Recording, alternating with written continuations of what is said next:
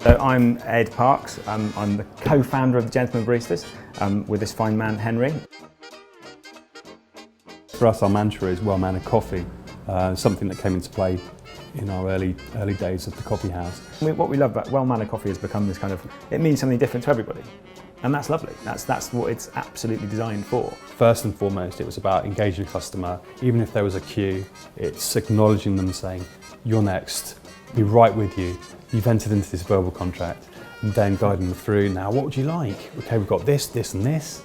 We believed in choice as well. Rather than one roast, it was more than one. So latte art is not all down to that at all, but the cup needs to be clean. It needs to be on a clean saucer, and just given to the customer with a smile. In terms of how the sites are linked, I'd say it's down to the service. It's down to how you're greeted. There'll be little touches and the sort of, familiarities in terms of the layout and the decor and what goes on behind the bar. But ultimately, it's sort of, how someone greets you and welcomes you. That really kind of, I think, determines and defines what a Gentlemen Barista site is. It's all about walking into a home or a house and being with your friends. That's what it's all about.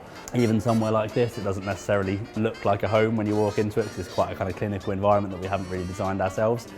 That there's always that feeling of love, and that they just enjoy visiting, basically. It's always had that kind of family feeling around it all.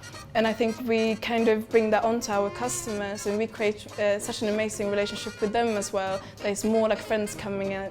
Staff are employed mainly on the basis of whether they can hold a conversation with someone.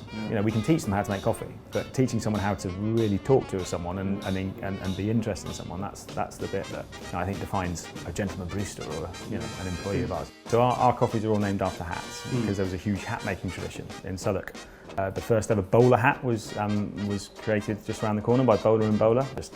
Obviously the region and where the coffee's from, very important, but us being us, we didn't want to just do it normally. We wanted to, give them some more character. So they all became hats. So in the 17th century, when this was a coffee house, opposite was a top hat maker.